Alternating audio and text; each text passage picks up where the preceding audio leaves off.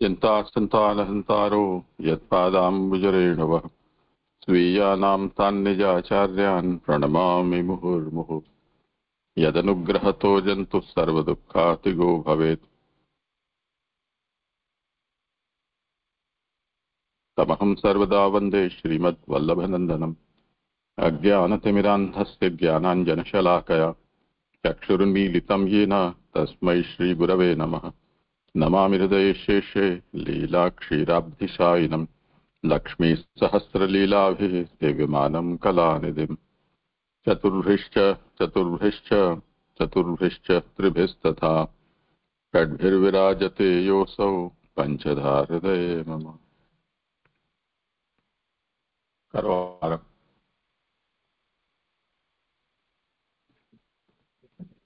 हाँ जय जय दंडोत प्रणाम। जय जय आज मेरा नंबर है। हाँ करो।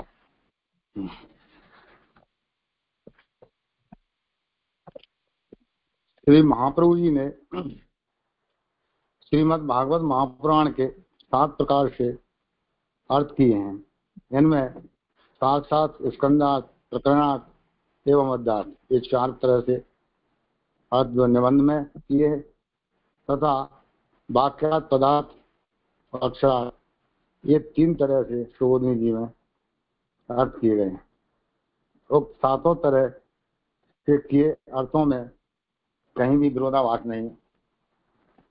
साथ साथ क्या है, संपूर्ण भागवत शास्त्र में जो आनंद सरे लीला अर्थात हरि भगवान की सारी आनंदमय लीलाएं हैं उनका निरूपण किया गया है। यही शास्त्र का अर्थ है। स्कंदार्थ, भागवत में 12 स्कंद हैं।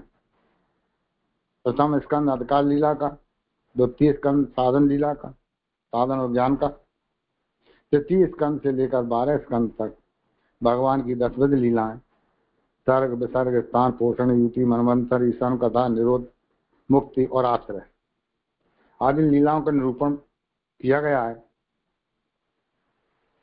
प्रकरणार्थ में प्रथम स्कंद में 3 प्रकरण है।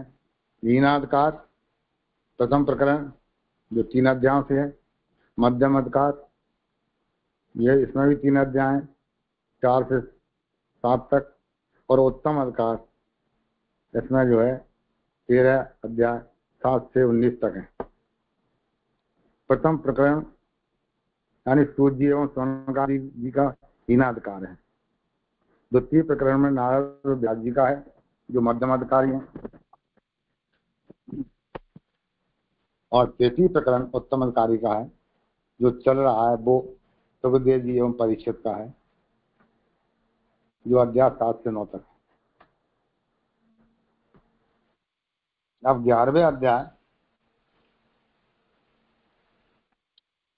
माने अभी जो चल रहा है, जिसमें द्वारका में भगवान श्री कृष्ण जी का राजोचित जो स्वागत किया गया है वो अपना चल रहा है। अध्यार्थ में जो है पूरे अध्याय में क्या अर्थ दिया है प्रत्येक श्लोक में, जरा ये फिलहाल में उसको भी मैं निरूपण कर रहा हूँ। यानी प्रथम अध्याय में जो है प्रश्नों का अध्याय और संपूर्ण भागवत में उत्तर दिए गए हैं शौनकादि ऋषियों के सूत जी के प्रश्न। दूसरे अध्याय में भगवान यानी भगवत कथा और भगवत भक्ति का वर्णन है। तीसरे अध्याय में भगवान के अवतारों का वर्णन किया गया है। चौथे अध्याय में व्यास जी की चिंता का वर्णन है और सुखदेव जी का वैराग्य। 5वें अध्याय में भक्ति की महिमा का वर्णन। 6ठे अध्याय में नारद जी की भक्ति का वर्णन किया गया है। 7वें अध्याय में अश्वत्थामा द्वारा द्रौपदी के पुत्रों को मारा जाना और अर्जुन द्वारा अश्वत्थामा का मान मर्दन ये सब बताया गया है। 8वें अध्याय में ब्रह्मास्त्र से परीक्षित की गर्भ में रक्षा और भगवान की कुंती द्वारा स्थिति का निरूपण है। अध्याय 9 में युधिष्ठिर आदि यानी भीष्म जी के पास, युधिष्ठिर आदि का भीष्म जी के पास जाना, भीष्म जी द्वारा भगवान की स्थिति का वर्णन, और फिर भीष्म जी का यानी प्राण त्याग बताया गया है। अध्याय 10 में भगवान का यानी कुरुक्षेत्र से द्वारका में गमन। द्वारका में भगवान का राजोचित स्वागत 11वें अध्याय में वर्णन किया गया। अभी हम 11वें अध्याय का वर्णन कर रहे हैं, जिसमें भगवान का द्वारका में राजोचित स्वागत है, जिसमें भगवान यानी कुरुक्षेत्र से आनर्क देश पहुंचे और उन्होंने 5 जन शंख यानी बजाया। अतः प्रथम 2 श्लोकों में शंख बजाने से भगवान के होठों की यानी शोभा जो सुंदरता का वर्णन किया गया है। श्लोक 3 से 5 तक शंख की आवाज को सुनकर द्वारका के लोग भगवान के समक्ष अनेक प्रकार की भेंटें लेकर भगवान का स्वागत करने के लिए आए और उस समय मानो सूर्य के सामने दीपक अर्पण कर रहे हों ऐसा लग रहा है।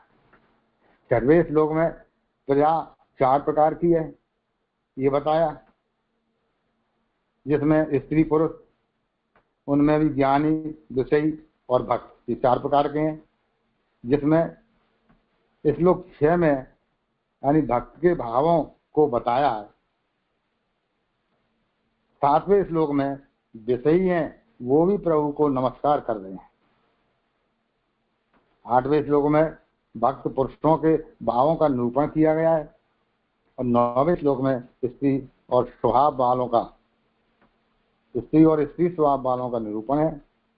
10वें श्लोक में भगवान का द्वारका में प्रवेश के समय यानी प्रवेश के समय का वर्णन है और श्लोक 11 से 15 तक द्वारका की शोभा का वर्णन किया गया है। श्लोक 16 से 18 तक यानी 3.5 श्लोकों में जो अति पास वाले हैं उन्होंने भी भगवान को अपने हृदय में पधराया है। माता पिता आदि भी भगवान को लिवाने के लिए पधारे हैं।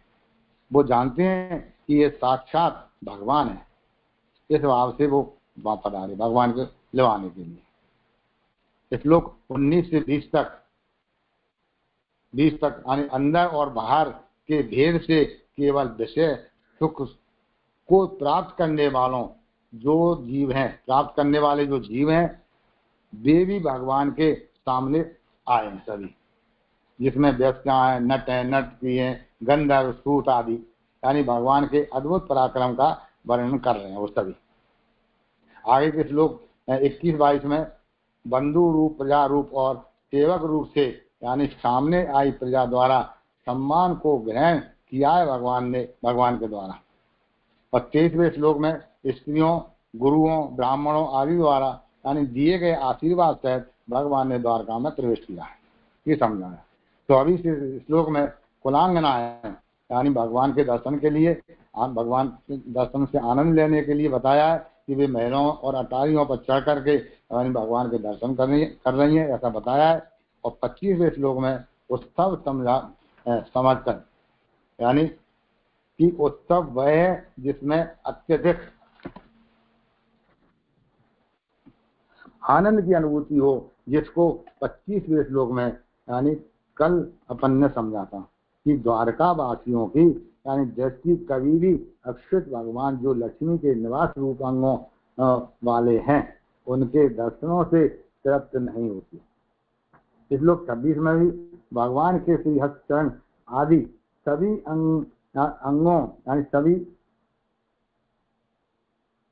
अंगों यानी श्री हस्त चरण आदि सभी अंगों में भक्तों का निवास है, ये समझाया। इसमें आप श्री ने बहुत अच्छे से जो है समझाया, तमाम प्रश्न उत्तर भी हुए कल की उसमें। तो 27वें श्लोक में भगवान के स्वरूप का यानी उपमान उपमेय से नहीं भगवान को समझा जा सकता, यानी किसी वस्तु की उपमा करके किसी को दूसरे को समझा देते हैं, तो भगवान के लिए तो कोई उपमेय वस्तु है ही नहीं है। भगवान को समझने के लिए तो यानी क्या है, अच्छे से न समझने के लिए तो अलग ही तरीके से यानी किसी उपमा उपमेय की उससे नहीं समझ सकते हैं, तो उपमा द्वारा ही भगवान को समझा जा सकता है, अभूतपूर्व उपमा द्वारा ये समझा जाता है। आज संसार में जो उपमा अलंकार जो अपन पढ़ते हैं इस तरह से यानी संसारिक कोई वस्तु नहीं है जो प्रभु से इनकी तुलना की जाए, ऐसा नहीं। तो यहाँ तक अपन ने कल इसको समझा था। अब श्लोक 28 से लेकर 31 तक जिसमें मेरा क्रम है उसको अपन तो उन्हें देखते हैं। तो श्लोक क्रमांक 28 सुबोधिनी का पेज नंबर 70 और आवासात। यानी इस वर्णन की समाप्ति के बाद संबंधियों के बढ़े हुए स्नेह का चित्रण किया जा रहा है। माने इतना समझने के बाद में अब संबंधियों स्नेह कैसा बढ़ा उसको आगे समझा रहे हैं श्लोक क्रमांक 28 से। प्रविष्टस्तु गृहे पितरौ परिष्वक्ते स्वयं मातृभि बहु वंदे सा सप्त देवकी प्रमुखा सदा। अपने माता पिता के घर में प्रवेश करते हुए भगवान को माताओं ने स्नेह से लिपटाया। उस समय भगवान ने मस्तक नवाकर यानी देवकी जी सहित 7 माताओं की वंदना की। मूल में तू शब्द है जो पहले वाले यानी वर्णन की समाप्ति पर दूसरे वर्णन के प्रारंभ करने हेतु प्रयोग लिया जाता है। माता पिता को एक साथ बताने वाला शब्द पितरो द्विवचन में आया है, इसलिए माता पने से सब माताओं के लिए मान लिया, कारण कि यह माताओं के स्वभाव और धर्म इत्यादि समान है। अतः यहाँ तक क्या कह रहे हैं, जो तू शब्द जो आया है इस श्लोक में वो जो है पहले जो कही गई बात को दूसरे अब जो कहने जा रहे हैं उस बात को बीच में जोड़ने के लिए शब्द का उपयोग किया है। क्योंकि व्याकरण का इसको मैं डिटेल से तो जानता नहीं है, पर इतना ही समझाना है। और माता शब्द पितृ जो जोड़ा गया शब्द वो द्विवचन में आता है, यानी माता और पिता, इसलिए पितृ शब्द का उपयोग किया है, यानी माता पिता दोनों के लिए इनका संबोधन किया गया है। तो इत्यादि जो स्वाभाविक धर्म है वो माना है। अतः माताओं का और पिता वसुदेव जी का एक ही घर है, अलग घर बनाने का कोई कारण नहीं। कारण यह है कि स्त्रियों के धर्म और स्वभाव में अलगाव हो तो अलग अलग घरों की आवश्यकता होती है। वह स्थिति तो यहाँ है ही नहीं। अस्तु एक ही घर है, इसलिए एक ही घर है, यानी जो है सभी वसुदेव की जो पत्नियां 18 बताई हैं, यहाँ पर जो है 7 वो एक बहनें थी एक साथ में, तो वो उनमें जो है स्वभाव एक से थे, इसलिए अलग घर बनाने की जरूरत ही नहीं। स्वभाव अलग अलग होते हैं तो उनके लिए अलग घर बनाना पड़ते हैं, समस्या होती है। तो ये समझाया। अब आगे भगवान ने उस घर में प्रवेश किया। वहां भगवान द्वारा कुछ किए जाने से पहले ही माताओं यानी आदि ने उठकर उन्हें अपनी स्नेहमयी भुजाओं में लिपटा लिया। गीता जी में कहे जो मुझे जिस रूप में यानी समझना चाहता है मैं भी उसकी समझ में उसी रूप में आता हूँ। ये गीता का वाक्य जो है गीता के अध्याय 7 में श्लोक क्रमांक 21 में समझाया है। यो यो याम याम तनु भक्तः श्रद्धे आचित गच्छति तस् तस्याचलां श्रद्धां तामेव विद्याम्यहम्। ये जो उसमें समझाया है, इसकी यहाँ पर जो है श्लोकार भी दिया। केवल भगवान अपनी माताओं के लिए तो बालक ही है। भगवत धर्म की अपेक्षा लौकिक व्यवहार के कारण माताओं ने माने भगवान को नमस्कार करके पहले आलिंगन किया। यानी माताओं ने जो है उनको जो भगवत धर्म यानी उनको जो लौकिक व्यवहार की तरह निभाया कि हमारा बालक है, तो उनको जो है प्रभु को यानी गोदी में बिठाया, माताओं ने आलिंगन किया, अपने जो है छाती से लिपटाया। भाव पिताओं की भी माता हैं, अतः अपनी माताओं ने आलिंगन किया। ये लान जो मुझे भी क्लियर नहीं हुई है कि वहां पिताओं की भी माताएं हैं, अपनी माताओं ने आलिंगन किया। अतः तो जैसे इसको बाद में समझेंगे। ऐसा कहा गया है। वसुदेव जी का 18 स्त्रियां थीं, उनमें 7 तो देवकी सहित सब बहनें थीं और 11 अन्य पत्नियां थीं। सभी बहनों को एक ही वर के लिए दे देना प्राय देखा है। वर और कन्या के स्वभाव में एकता हो तो ऐसा कर दिया जाता है, तब उनका पत्नी होना सिद्ध हो जाता है। तो इस तरह से जो है, खैर आज तो नहीं है, जब राजा महाराजाओं के समय हुआ करती थी, यानी एक से स्वभाव की कन्या है और वर राजा उनको पसंद आ गया तो उनको उस समय इस तरह से ब्याह दिया जाता था एक साथ में। यदि ऐसा न हो तो उन्हें केवल भार्या पद मिलता है, जिसका कि भरण पोषण ही किया जाता है। अब इसमें एक प्रश्न और आ गया है, मेरा इसी संबंधित है। 2 प्रश्न है। भार्या और पत्नी कभी कभी पत्नी शब्द का उपयोग होता है, कभी भार्या का होता है, और कभी मैंने किसी प्रवचन में भी सुना है कि भार्या माने जिसका संपूर्ण भरण पोषण किया जाता है, तो पत्नी का नहीं किया जाता है। तो मेरा एक ये प्रश्न भी है इसमें, इसको भी क्लियर करना अपन ने आगे। तो जिनका की भरण पोषण ही किया जाता है, यहाँ देवकी जी आदि 7 माताओं को एक ही स्वभाव वाला बताया है। भगवान ने एक ही बार में सब माताओं की वंदना की है, मस्तक से सबकी वंदना की है, यानी नमन किया है। मस्तक झुकाकर एक साथ वंदना तो हो सकती है, अपन भी करते हैं, कहीं एक साथ कुछ लोग बहुत से हों तो अपन एक ही साथ झुक करके वैष्णव हो तो सबको जैसी तैसे सभी को ऐसा बोल दिया, सबको एक साथ वंदना हो गई। ऐसे ही भगवान ने अपनी माताओं को एक साथ सर झुकाकर वंदना की है। तो यह भगवत धर्म सिद्ध किया है। कारण यह है कि शब्द से तो सभी को एक ही बार में प्रणाम किया जा सकता है बोल करके, पर शरीर द्वारा 7 माताओं को एक साथ वंदन किया जा सकना संभव नहीं है। अब शरीर से तो आपको चरण स्पर्श करना है तो सबके अलग अलग करना पड़ेंगे, मुंह कर बोलना है दंडवत प्रणाम तो एक साथ सबको बोल दिया, और शरीर से सबको अलग अलग किया भगवान ने। तो सीकर ने स्वयं के यानी भगवान होने की कार्य प्रणाली को प्रकट करते हुए एक ही बार में सबकी वंदना की। भगवत धर्म को सूचित करने के लिए ही मूल में सदा यानी तब या उस समय है अव्यय दिया है। इस तरह से प्रथम श्लोक जो है पूरा हुआ। अगर किसी को जिज्ञासा हो तो, क्योंकि 2 प्रश्न तो मेरे ही है, तो इनमें भी कोई अगर कोई उत्तर देना चाहे तो वो भी दे सकते हैं, नहीं तो बाद में जैसी विनती है मेरी।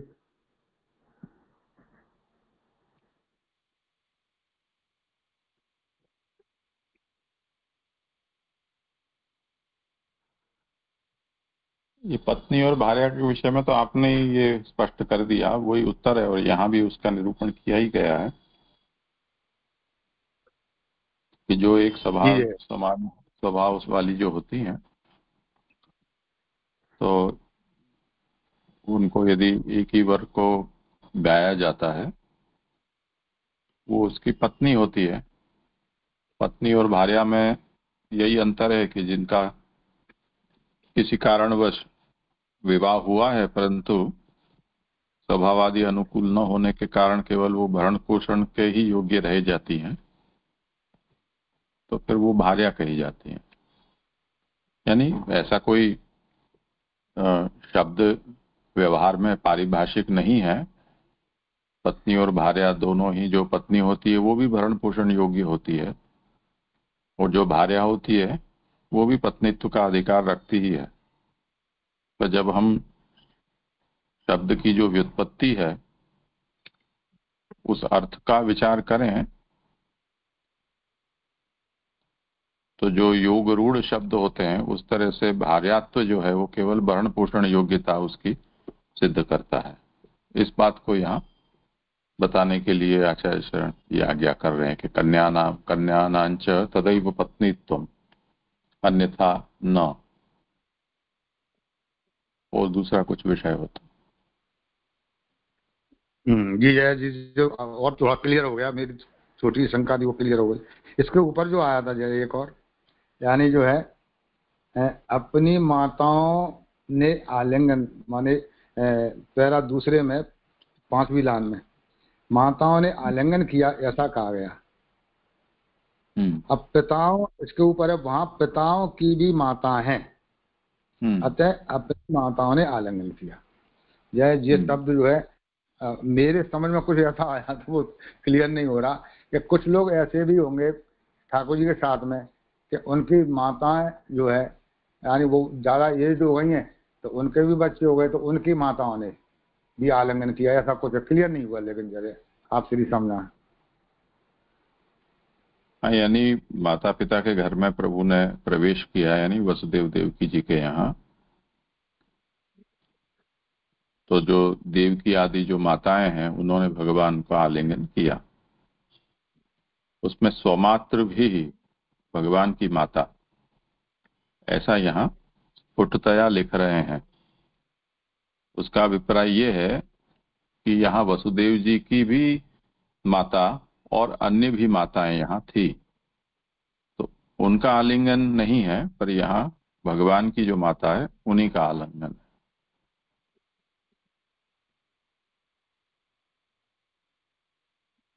हाँ जी, अब जी अपनी शब्द से क्लियर नहीं हो रहा था, आपने आप क्लियर कर दिया है, अब हो गया। हाँ जी, यानी वसुदेव जी की माता जी थी, उसके लिए आ रहा है, वहाँ पिताओं की भी माता है। हाँ अच्छा जी, अच्छा जी, धन्यवाद। हाँ, जय जय दंडवत प्रणाम। जय जय, यहाँ पे ऐसा लिखा है कि माता पिता को एक साथ बताने वाला शब्द पितृहो द्विवचन में आया है, वो समझ में आया। लेकिन इसके बाद लिखा है कि इसलिए माता पने से सब माता के लिए मान लिया है। कारण यह है कि माताओं के स्वभाव और धर्म इत्यादि समान है, अतः माताओं का और पिता वासुदेव जी का एक ही घर है। अभी ये इसलिए माता पने से सब माता के लिए मान लिया है। कारण यह है कि अभी ये दोनों जो ज्वाइंट हुए ना, उसमें थोड़ा डिफरेंट क्यों है वो समझ में नहीं आया। लिंक कैसे बैठाना दोनों सेंटेंस को, वो समझ में नहीं आता है। जी जी, माता पिता के घर में प्रवेश किया। अब माता जो है वो भगवान की 18 हैं।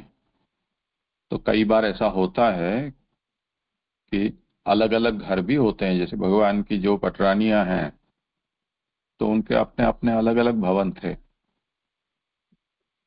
तो यहाँ भगवान ने उन सब अलग अलग अपनी माताओं के भवन में प्रवेश किया, ऐसा इसका अर्थ समझना है।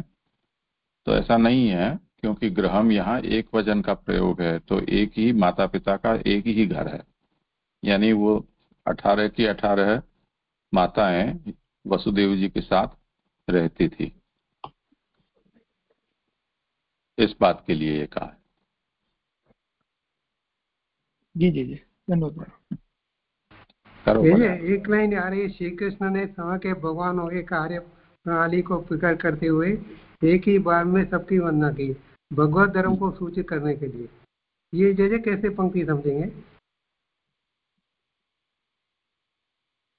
यहाँ पे जय श्लोक एक साथ 18 माताओं को वंदन करना वो सामान्य मनुष्य के लिए तो संभव नहीं है ना। कायिक वंदन तो कैसे संभव है, पर इन 18 माताओं को भगवान ने एक ही साथ वंदन किया है, कायिक वंदन। और सबको ऐसा ही लगा है कि भगवान हमें ही दंडवत प्रणाम कर रहे हैं। प्रभु की सामर्थ्य बता रहे हैं जी। हाँ जी, धन्यवाद।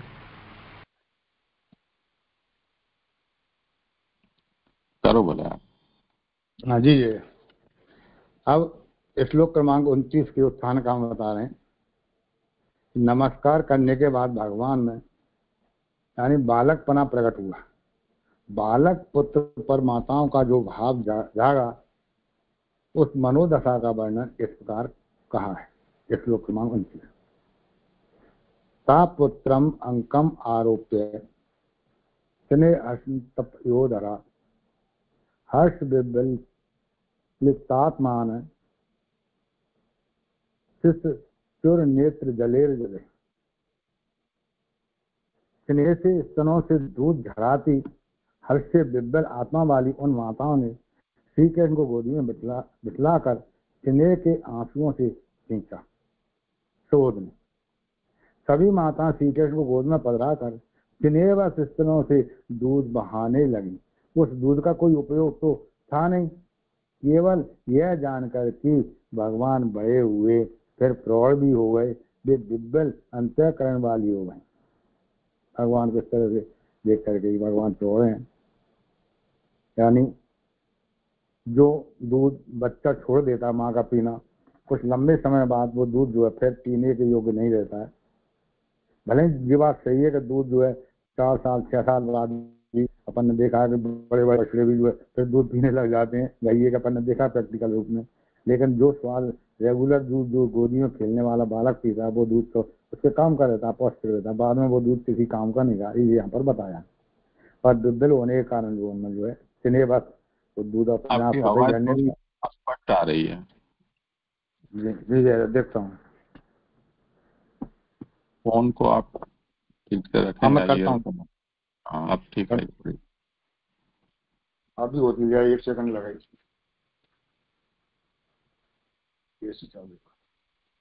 हाँ जी आप कैसी हो गई? हाँ अभी तो ठीक है। हाँ तो वे दिव्य अंतःकरण वाली हो गई, यानी भगवान के, यानी बचपन का जो संस्कार उनके हृदय में जगा हुआ था वह आज की स्थिति में भी उतना ही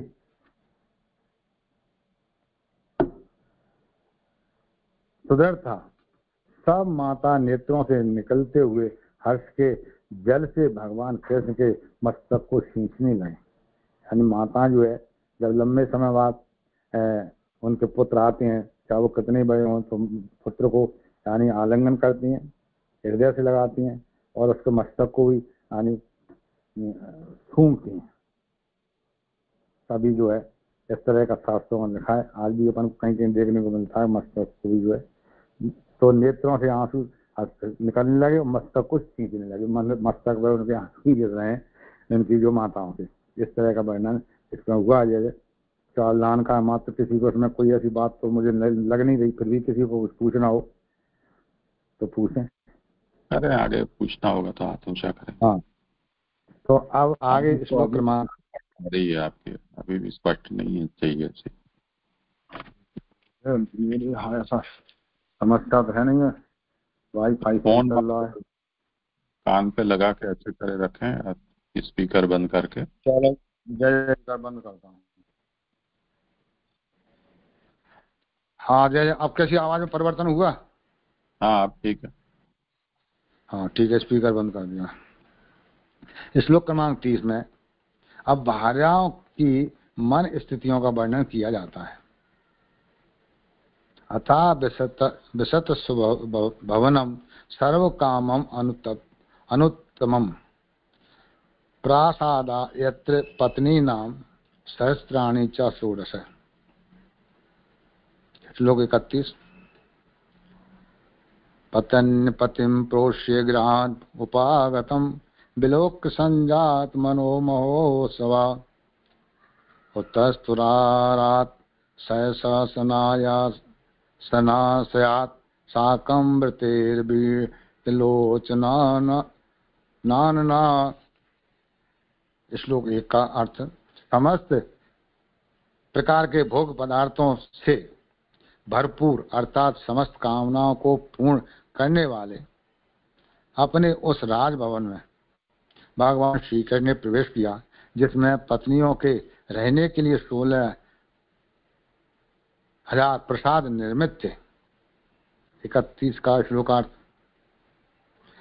विदेश से घर पर पधारे पति के दर्शन करके जिनके मनों में महान यानी महोत्सव हुआ है, पति की परदेश गमन वाली स्थिति में जिनने किसी भी प्रकार के अलंकार को धारण न करने का व्रत ले रखा है, वे पहले तो एकदम आसन के ऊपर खड़ी हो गईं और तब लजीले नैनों से युक्त मुख वाली हो गईं।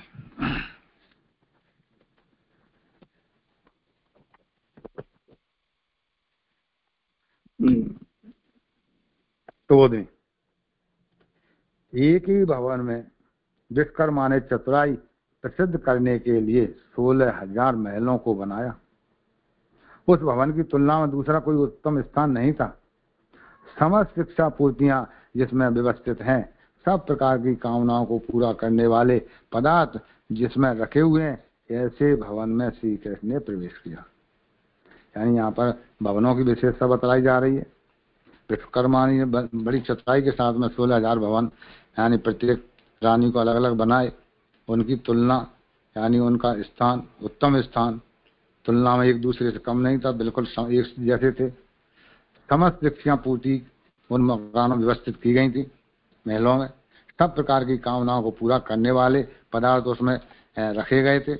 ऐसे भवनों में भगवान ने प्रवेश किया।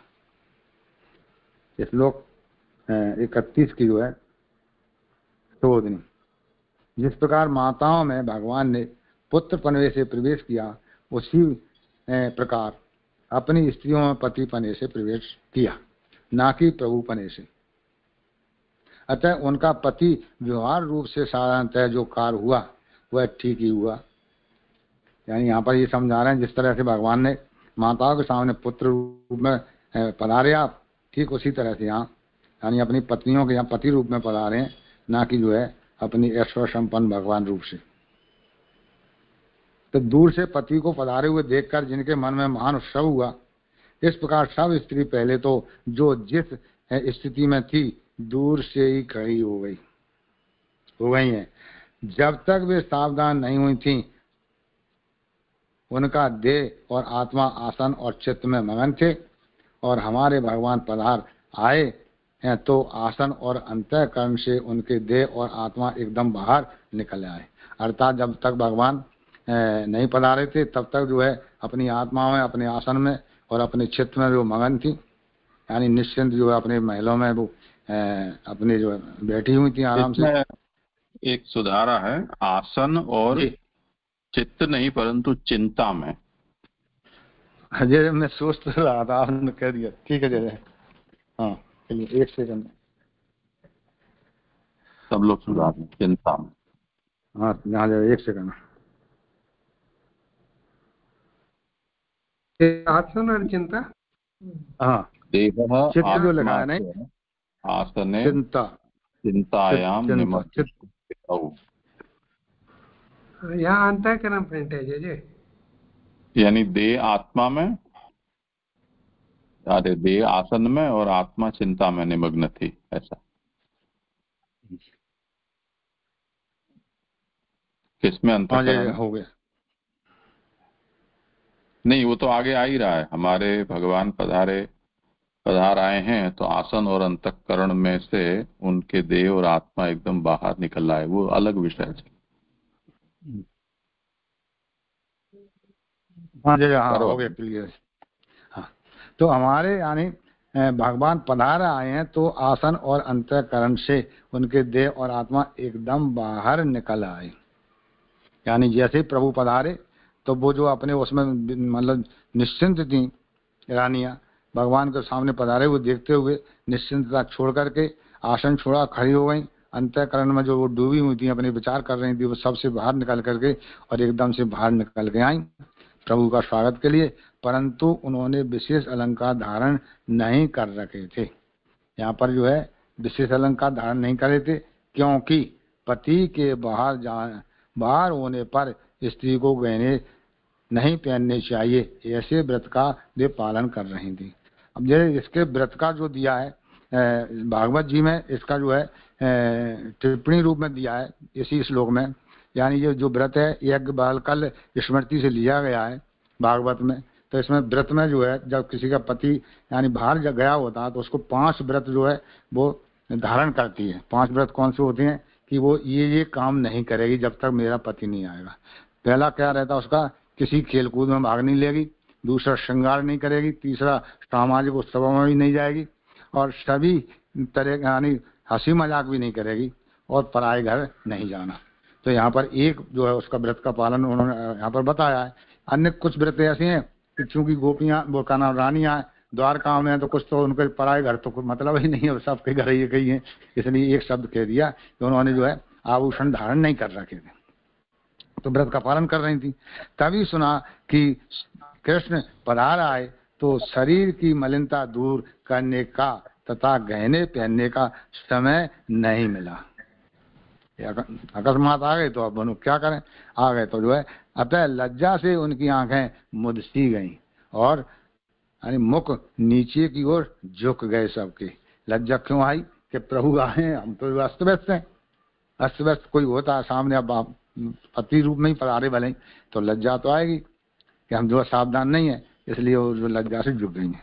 अब जैसे मेरे तो जो केवल यहीं तक था, आगे राजाराम पाटीदार जी हैं, यहाँ पर किसी को कुछ और पूछना हो, शंका हो तो पूछें। वैसे मुझे इसमें लगा नहीं है कोई कठिन बात आई हो, फिर भी किसी की हो तो पूछ सकते हैं। हाँ जय दंडोत प्रणाम। जय यहाँ पे सुबोधिनी में जो दूसरी लाइन है कि अतः उनका पति के व्यवहार रूप से साधारणतया जो कार्य हुआ वह ठीक ही हुआ, तो ये कौन सा कार्य हुआ ये समझ में नहीं आया। जय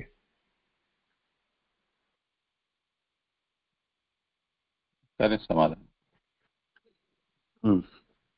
यानी जिस प्रकार माताओं ने भगवान ने पुत्र पने से प्रवेश किया, उसी प्रकार अपनी स्त्रियों में पति पने से प्रवेश किया, ना कि प्रभु पने से। अतः यहाँ से आपने प्रश्न किया है, उनका पति के व्यवहार रूप से साधारणतः जो कार्य हुआ वह ठीक ही हुआ। यानी यहाँ पर जो है, क्योंकि अब वो भगवान की रानियां हैं, पर वो रानियां जो है भगवान को उस समय पर भगवान ना मान करके पति रूप में ही उनको स्वीकार करके जो कार्य किया है, जो उनका स्वागत सत्कार जो कर रही हैं, वो भगवान मानकर न करते हुए पति रूप में मानकर कर रही हैं। तो उसके लिए यहाँ पर कह रहे हैं महाप्रभु जी कि वो ठीक ही हुआ है पति पत्नी के संबंध से। यहाँ पर वो उन्होंने भगवान रूप में उनका स्वागत नहीं किया है।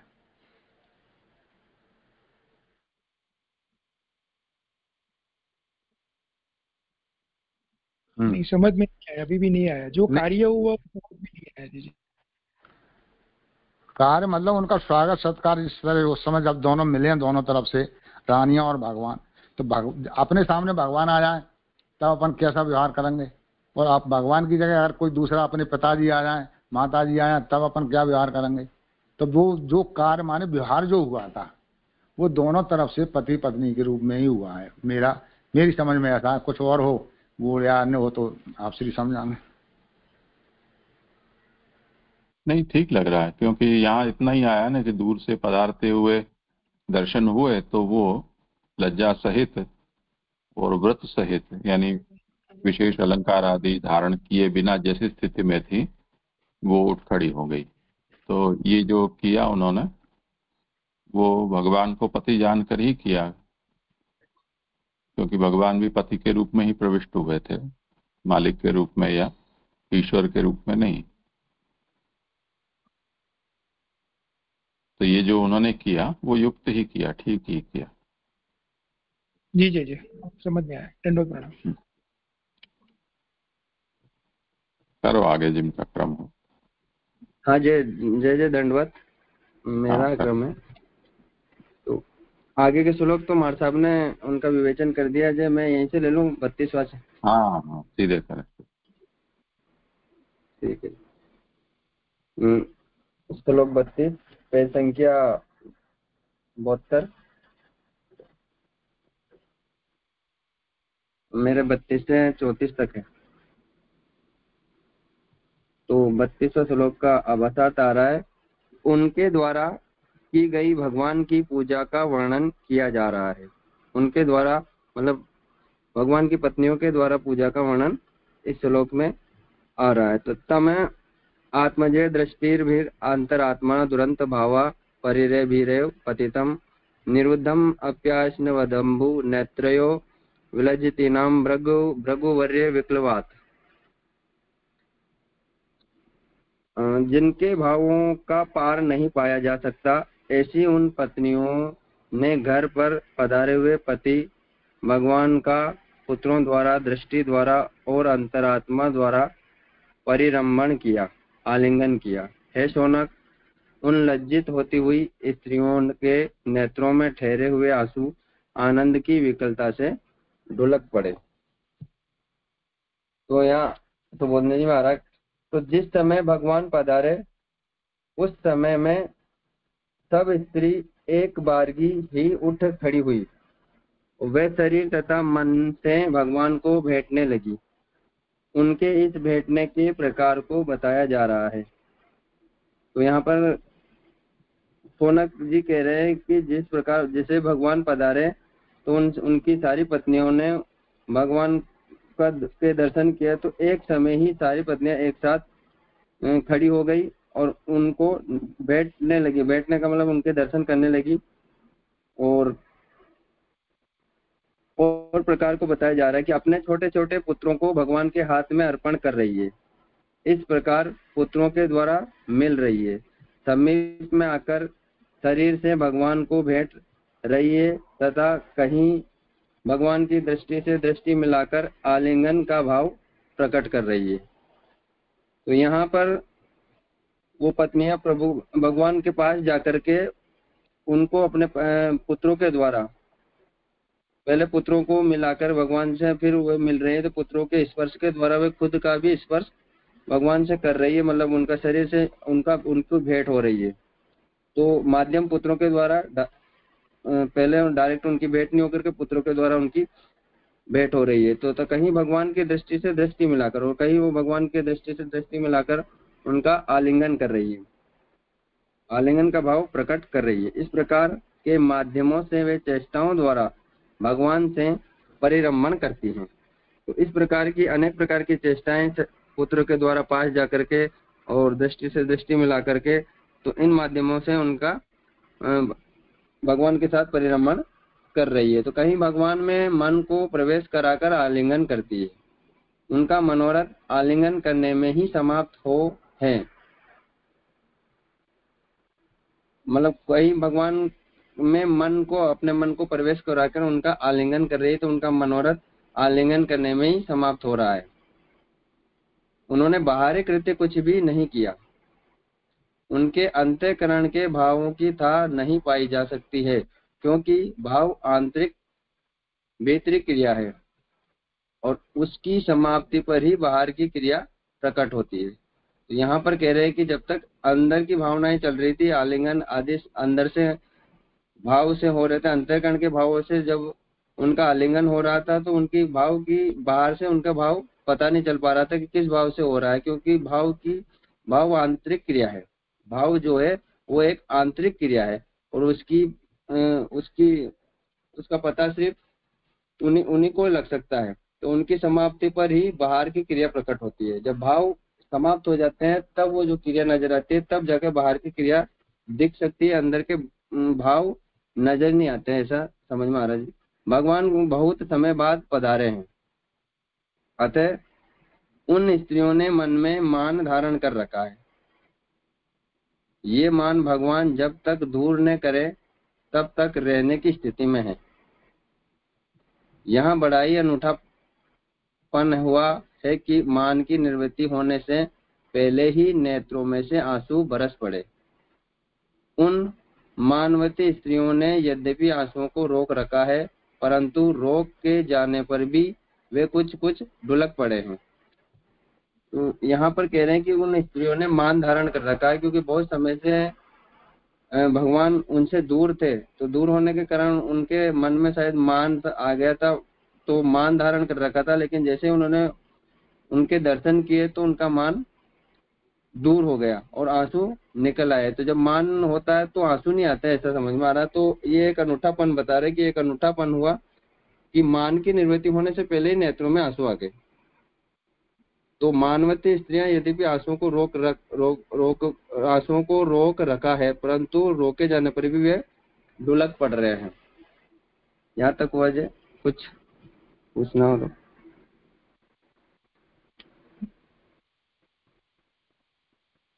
करो आगे। मानवती कृष्ण जय जय जिस समय भगवान पधारे उस समय सब स्त्री, तो इनका स्त्रियों का तो सब अलग अलग घर है, इनका भवन है, तो सब स्त्री कैसे आए जय? यानी इतने स्वरूप हो गए ठाकुर जी के? हाँ, करो समाधान। नहीं, स्त्रियों के स्वरूप या ठाकुर जी के पूछ रहे हो आप? सारी स्त्रियां कैसे आई मतलब? हाँ जी। तो अभी यहाँ पर आगे वाले श्लोक में आया था कि विश्वकर्मा जी ने ऐसी चतुराई से महल बनाए कि 16,000 महल एक ही भवन में निर्मित कर दिए। तो जैसे ही शायद उसमें प्रवेश किए ठाकुर जी महल में, तो वो सारी स्त्रियां उनके सामने ही प्रस्तुत हो गई। मुझे तो ऐसा समझ में आ रहा है कि वो जो विश्वकर्मा जी ने जो महल बनाए ना, उस चतुराई की वजह से वो सब सामने प्रकट हो गई जैसे। और फिर नहीं, ये ये पठानियां तो अलग अलग भवन में रह रही है ना। या प्रभु के सामर्थ्य उनको ऐसा दिखा, या प्रभु ने इतने स्वरूप किए। ये तो फिर जैसे बताएंगे। ऐसा यहाँ स्पष्टतया कोई वर्णन नहीं है कि जो भवन में भगवान ने प्रवेश किया और भवन एक था पर उस भवन में जैसे अपार्टमेंट होते हैं और अलग अलग फ्लैट या कमरे होते हैं, उस तरह से यहाँ सभी पटरानियों के अलग अलग भवन थे। अब वो प्रत्येक के कक्ष में भगवान पधारे हैं उसका ये वर्णन है या किसी एक का वर्णन है, इस विषय में यहाँ कोई स्पष्टता नहीं है, पर समझना ये है कि भगवान का सभी पटरानियों ने इस प्रकार से स्वागत किया। दूसरा ये है कि क्योंकि समूह में है उसके कारण ये सर्वाः युगपदेव कायेन मनसा च आलिंगनम कृतवत्यः। एक साथ सब लोगों ने काया से, अपने शरीर से और मन से, दोनों तरह से आलिंगन किया।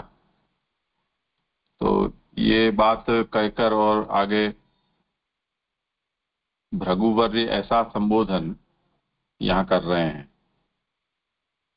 तो वो भृगुवर्य से तात्पर्य ये है कि शौनक आदि को वो इस बात का स्मरण दिला रहे हैं कि जिस प्रकार भृगु ने परम तत्व का निर्णय करने के लिए सब देवों की परीक्षा ली थी और उनको भगवान का महात्म्य अनुभूत है, उसी तरह से आप भी उस भृगुकुल में पैदा हुए हो तो आप भी उस महात्म्य को जान सकते हो।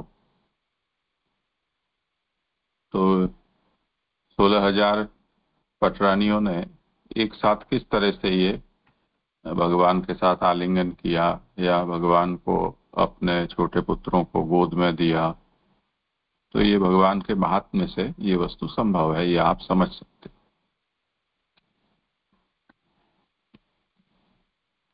हाँ जय जय, दंडित प्रणाम जय। हाँ जी, धन्यवाद। धन्यवाद, प्रणाम जी। हाँ जी, धन्यवाद, प्रणाम जी।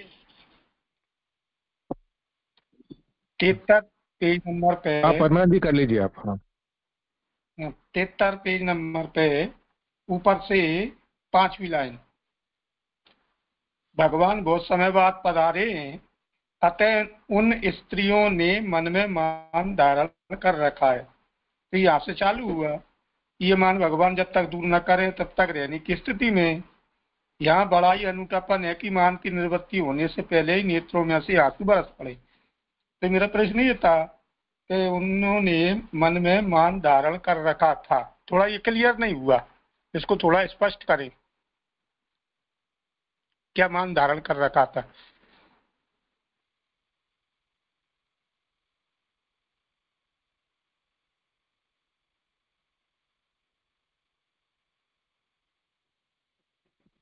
आपका फोन म्यूट है। हाँ हाँ जी। हाँ जय, मेरा प्रश्न शायद नहीं सुन पाए। तो नहीं, आपका प्रश्न तो सुना ही दिया, राजा राम जी बोले तब पता चले। हाँ जी, मैं कह रहा हूँ मान इसलिए मान की कह रहे थे कि मान भगवान जब तक दूर न करे तब तक रहने की स्थिति में है। तो मान की निवृत्ति मान कैसे उत्पन्न हुआ? तो ये भगवान जब बहुत लंबे समय से युद्ध में प्रवृत्त थे तो लंबा समय हो चुका था, इसलिए वो द्वारिका नहीं पधारे थे। तो द्वारिका लंबे समय बाद पधारे तो उनके अंदर शायद मान आ गया था कि हमें छोड़ के इतने दिनों में क्यों पधारे, तो हम उनसे बात नहीं करेंगे, ये नहीं करेंगे, हो सकता है ऐसा, इसलिए जैसे उनके अंदर मान आया हो। मैं ये समझ रहा हूँ और आप समाधान।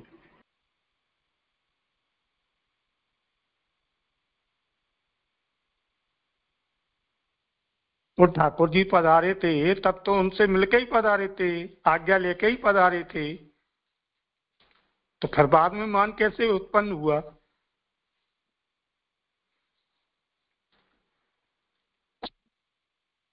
तो ये तो मेरे भी समझ में नहीं आया था, ये करेंगे। नहीं, तात्पर्य ये है कि भगवान भले ही आज्ञा लेकर पधारे हों, पर इस दिन जाऊंगा और उस दिन वापस आऊंगा, ऐसा तो कोई वहां करार हुआ नहीं था। और हुआ भी हो तब भी साथ में लेकर हमको क्यों नहीं गए, अकेले क्यों पधारे, और पधारे तो इतना लंबा समय क्यों लगा दिया, ऐसी अपेक्षा तो स्नेहवश रहती ही है। दूसरा, एक साथ इतने सब हैं तो सबको एक साथ सम्मान अगर भगवान अपनी ओर से इतने रूपों को धारण करके दिया भी हो, तब भी अन्य का जो संबंध है या उनकी उपस्थिति यदि हमारे मन में, तो उनके मन में अगर ये आ रही है तो वो विक्षेपजनक तो होता ही है। परस्पर जो स्पर्धा ईर्ष्या का भाव होता है, तो इन सभी कारणों को साथ में लेते हुए हम इस बात को कह सकते हैं कि उनके मन में ये मान था, जब तक प्रभु उनको व्यक्तिगत रूप से एकांत में नहीं मिलते हैं तब तक वो मान दूर नहीं हो सकता है। परंतु ये भगवान का महात्म्य है कि ऐसा होने से पूर्व ही, यानी भगवान उनका अनुनय विनय करके और मान दूर करें उससे पहले ही आंखों में अश्रु आ गए और बाहर निकल गए।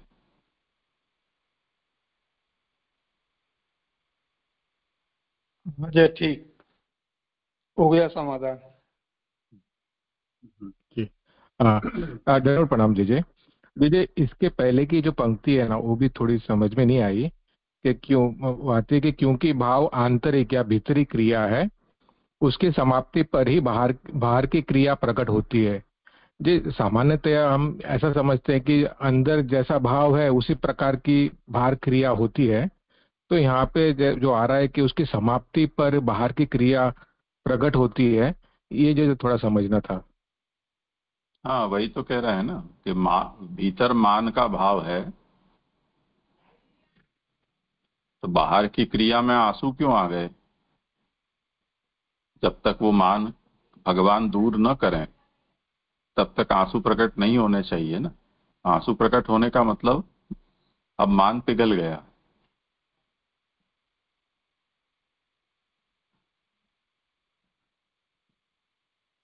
जी जी जी, स्पष्ट हुआ दीजिए। धन्यवाद, प्रणाम दीजिए। अजय आगे करूं। मानवती स्त्रियों के नेत्रों से आंसुओं का निकल पड़ना योग्य नहीं है।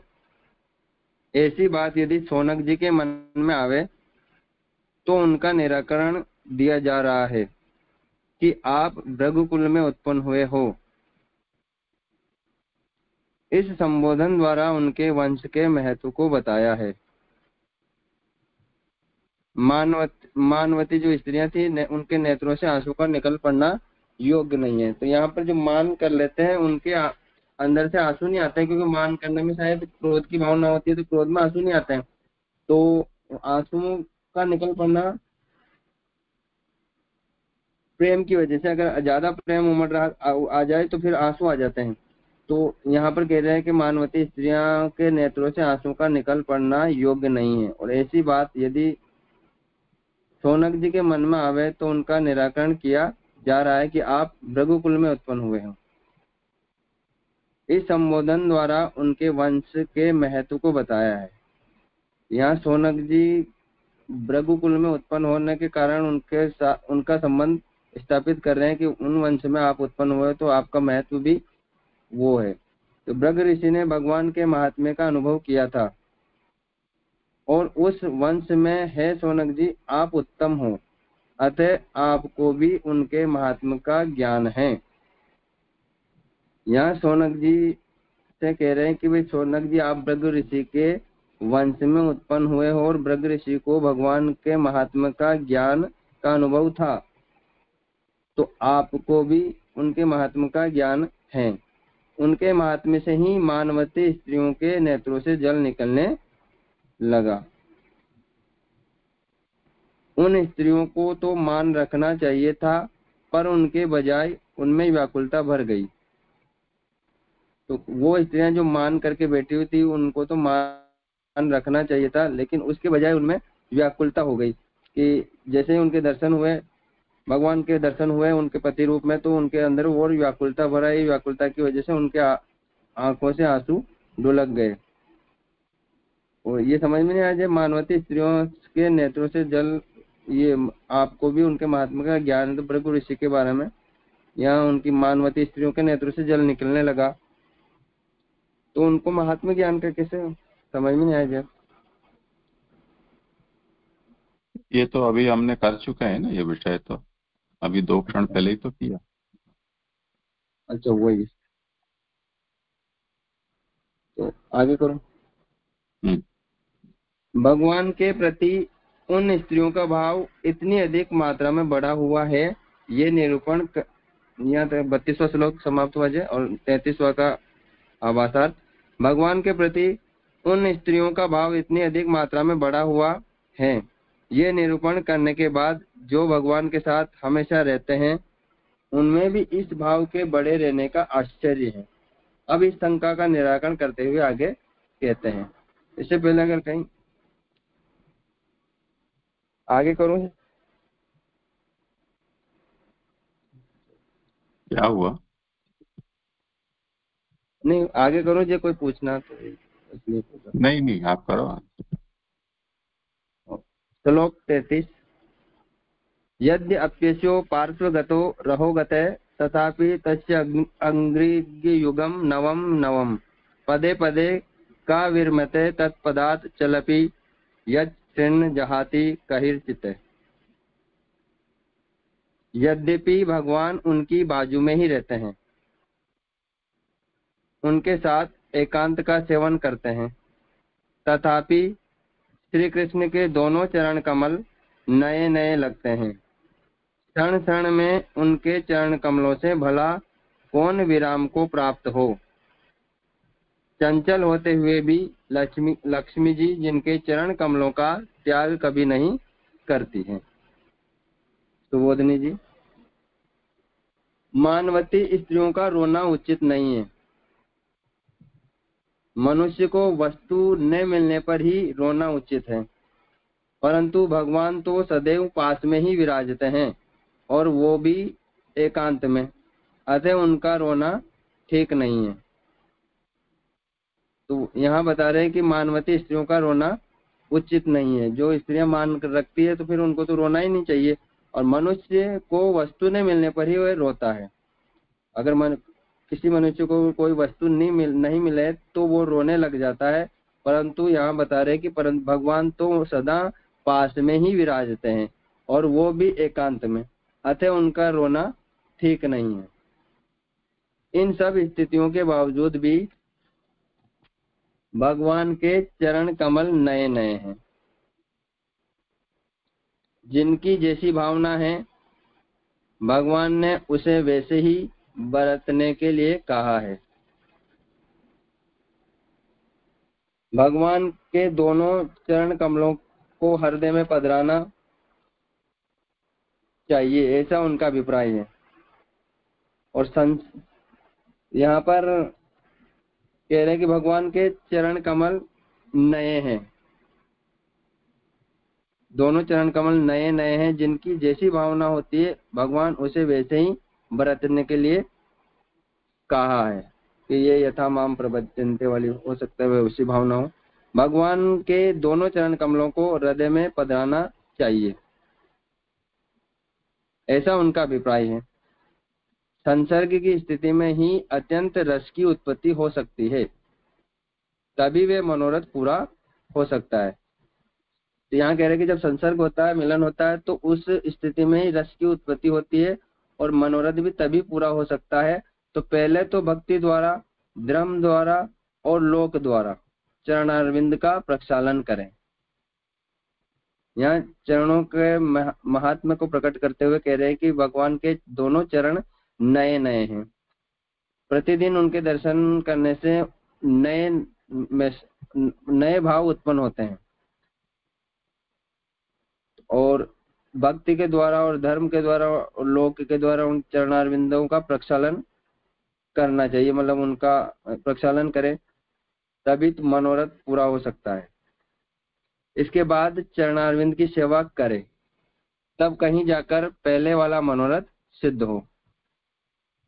परंतु भगवान के चरणारविंद तो सदैव नवीन है। ये ऊपर वाला मेरे भी समझ में नहीं आया, आप समाधान कर देना पहले कि चरणारविंद प्रक्षालन करे, इसके बाद चरणारविंद की सेवा करे। उसमें पहले अध्ययन कर लूं। इसलिए चरण कमलों की सेवा रूप क्रिया करे, वैसा करते करते अपने जन्म की समाप्ति हो जाए। क्योंकि चरणारविंद के नित्य नवीन होने से एक चरण की सेवा के बाद दूसरा चरण नवीन हो गया, फिर उसकी सेवा करने के बाद तीसरा नवीन हो गया। इस प्रकार चरणारविंद बार बार नया रूप धारण करते हैं और वे उनकी सेवा करते जाते हैं। इस तरह सेवा करते करते ही उनका जन्म समाप्त हो जाता है, अतः अपना मनोरथ सिद्ध करने का समय ही नहीं आता। इस प्रकार उनका रोना ठीक ही है। तो यहाँ पर समझ में आ रहा है कि जो मानवती स्त्रियों का रोना जो उचित नहीं है, ये ऐसे कह रहे थे कि उनका रोना उचित क्यों नहीं है, तो उनके ऊपर विवेचन किया कि एकांत में भी उनका रोना ठीक नहीं है। तो इस भगवान के चरण कमल नए होने के कारण उन्हें सदा चरण कमलों की सेवा मिलती रहती है और चरण कमल की सेवा बार बार करते हैं, इसलिए चरण कमलों की सेवा रूप क्रिया करें। एक समझ में आ रहा है कि उनकी क्रिया रूप सेवा करते रहे और वैसा करते करते जन्म समाप्त हो जाता है। और चरणारविंद तो नित्य नवीन होने से चरण की सेवा बाद एक चरण की सेवा के बाद दूसरा चरण नवीन हो गया। तो ये समझ में नहीं आया, जय समाधान करें आप। मैंने तो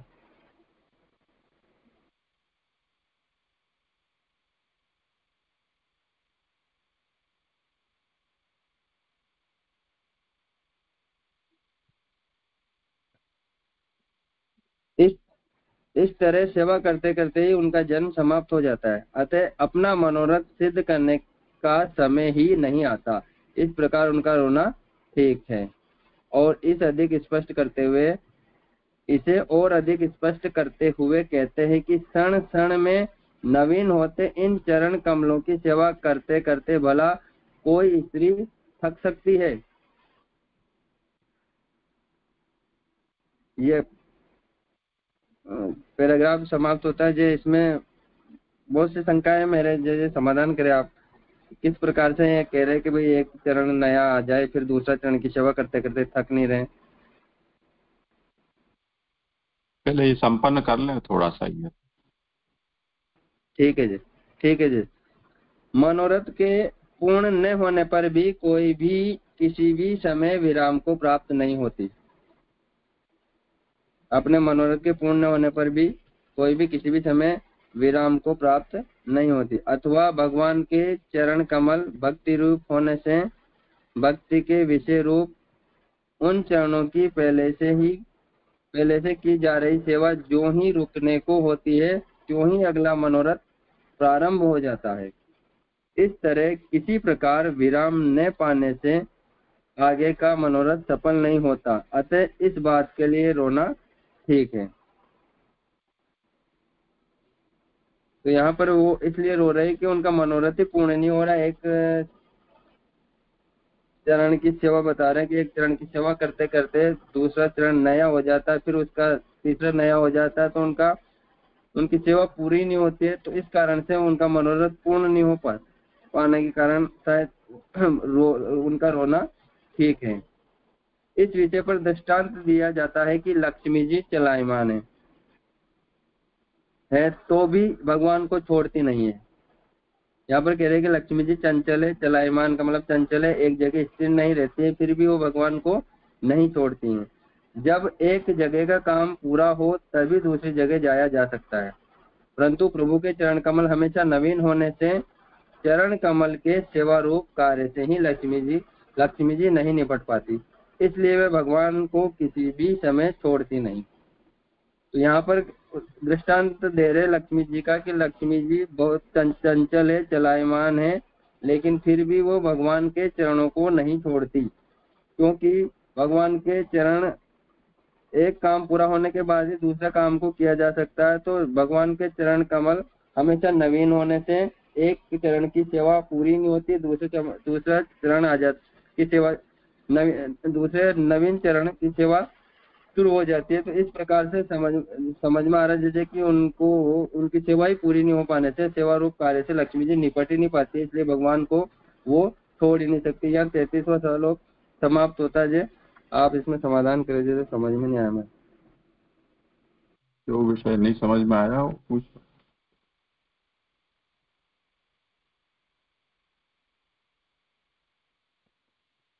ये भगवान के चरण कमल जे नए नए हैं और जैसी भावना है भगवान ने उसे वैसे ही बरतने के लिए कहा है, और चरण कमलों को हृदय में पधराना चाहिए, ऐसा उनका अभिप्राय है। तो ये चरण नए नए और उनके ऊपर ये विषय द्वारकावासियों के भगवान के दर्शन के विषय में भी आया था कि वो भगवान के दर्शन वहां साथ में ही रहते होने के कारण नित्य नूतन होते रहते हैं, फिर भी उनको वितृप्ति नहीं होती है। वही बात यहाँ भी है कि ये भगवान के चरणों को अपने हृदय में स्थापित करना चाहती हैं, पर वो तब तक नहीं हो सकता है जब तक वो भगवत भक्ति पूर्वक उन चरणों की सेवा करके और भगवान की प्रसन्नता प्राप्त न कर लें। पर वो चरण ही ऐसे हैं जो नित्य नूतन होते हैं, तो वो चरण की सेवा में से ही ऊंचे नहीं आते हैं, तो उनका जो मूल मनोरथ है वो तो बहुत विलंबित हो जाता है, वो पूर्ण होने का अवसर ही नहीं आता है। इसलिए उनका रोदन उचित है।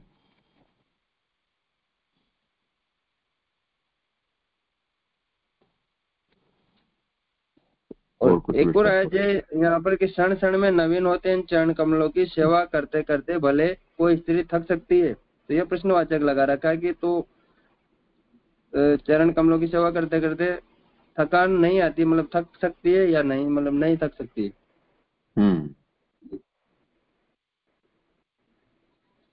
ठीक है।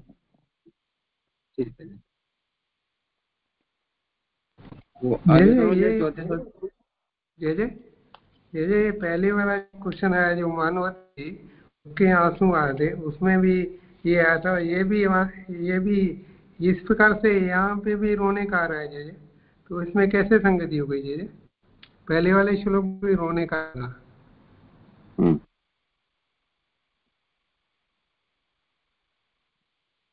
तो ये वही स्थिति।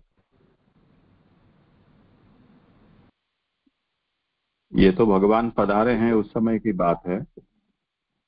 उससे आगे बढ़ के जो सदा भगवान के साथ रहते हैं उनके भी मनोभाव ऐसे ही हैं। इस बात का निरूपण इस 33वें श्लोक में।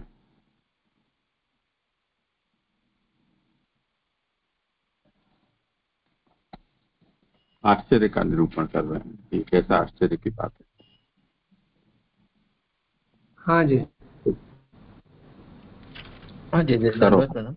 जी जी एक प्रश्न था, इसमें जो 74 पेज पे चौथी लाइन है, पहले तो भक्ति द्वारा, फिर धर्म द्वारा और लोक द्वारा चरणारविंद का प्रक्षालन करे। तो ये कैसे समझना, मतलब ये किस रेफरेंस से कह रहे हैं?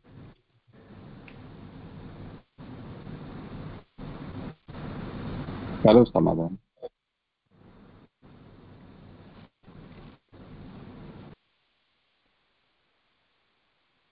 जे मेरे समझ में नहीं आया था, मैंने ही आपसे समाधान के लिए पूछा था। मैंने पैराग्राफ ही आप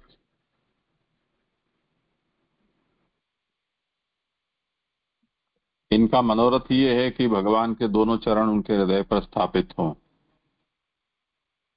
पर ऐसा जब तक अत्यंत रसाविर्भाव न हो तब तक संभव नहीं है। उसके लिए क्या करना चाहिए?